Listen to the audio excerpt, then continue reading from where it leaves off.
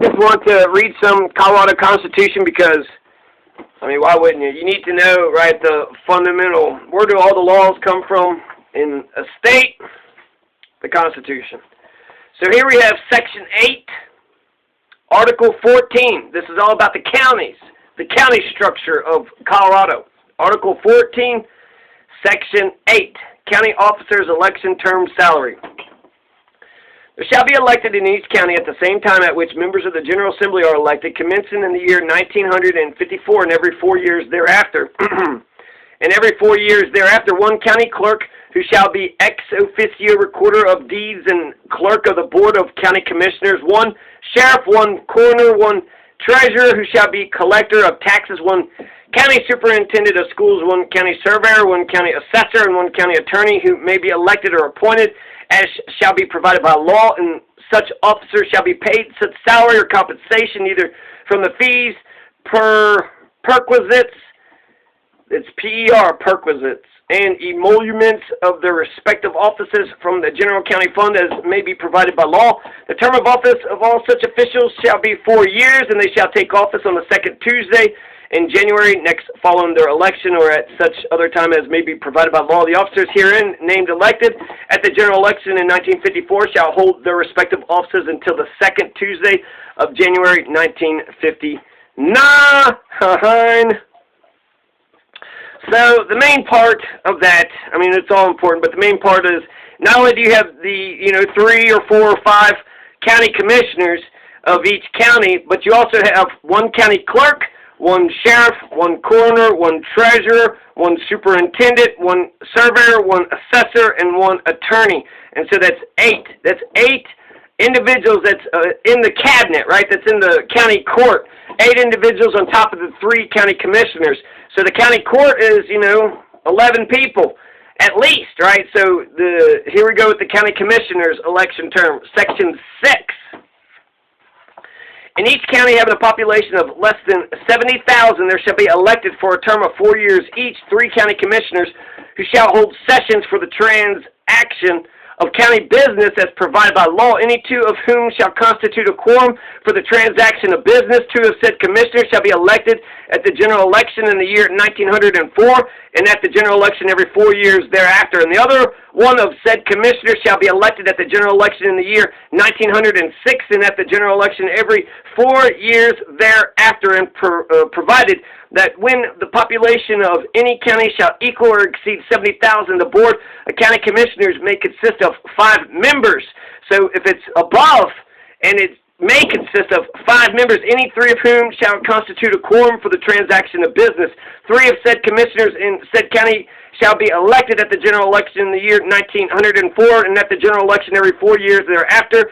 And the other 2 of said commissioners in such county shall be elected at the general election in the year 1906 and every 4 years thereafter, and all such commissioners shall be elected for the term of 4 years. The term of office of the county commissioners in each county that expires in January 1904 is hereby extended to the second Tuesday in January AD 1905, and the term of office of the county commissioners that expires in January 1906 is hereby extended to the second Tuesday in January AD 1907 in counties having a population of more than 70,000. Term of office of the commissioners that expires in 1904 should be, okay, that all mattered back in the day. Section 9, vacancies, how filled. In case of a vacancy occurring in the office of county commissioner, a vacancy committee of the same political party as the vacating commissioner constituted as provided by law shall by a majority vote fill the vacancy by appointment within 10 days after occurrence of the vacancy. If the vacancy committee fails to fill the vacancy within 10 days after occurrence of the vacancy, the governor shall fill the same by appointment within 15 days after occurrence of the vacancy. The person appointed to fill a vacancy in the office of county commissioner shall be a member of the same political party, if any, as the vacating commissioner. In case of a vacancy in any other county office or any other precinct office, the Board of County Commissioners shall fill the same by appointment. Any person appointed pursuant to this section shall hold the office until the next general election or until the vacancy is filled by election according to law. Section 10, elector only eligible to county office. No person shall be eligible to any county office unless he shall be a qualified elector, nor unless he shall have resided in the county 1 year preceding his election. You have to reside at least a year before your election.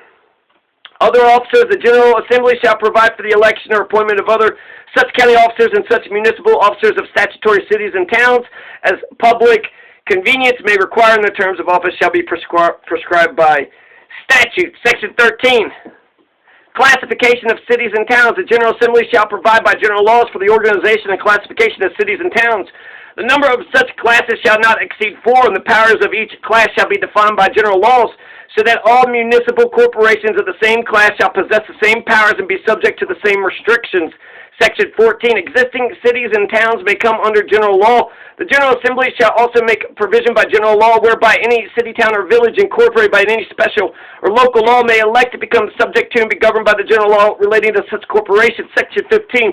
Compensation and fees of county officers. The General Assembly shall fix the compensation of county officers in this state by law and shall establish scales of fees to be charged and collected by such county officers. All such fees shall be paid into the county general fund. When fixing the compensation of county officers, the General Assembly shall give due consideration to county variations, including population, number of persons residing in unincorporated areas, assessed valuation, motor vehicle registrations, building permits, military installations, and such other factors as may be necessary to prepare compensation schedules that reflect variations in the workloads and responsibilities of county officers and in the tax resources of the several counties. The compensation of any county officer shall be increased or decreased only when the compensation of all county officers within the same county or when the compensation for the same county officer within the several counties of the state is increased or decreased, except for the schedule of increased compensation for county officers enacted by the General Assembly to become effective on January 1st, 1969. County officers shall not thereafter have their compensation increased or decreased during the terms of office to which they have been elected or appointed.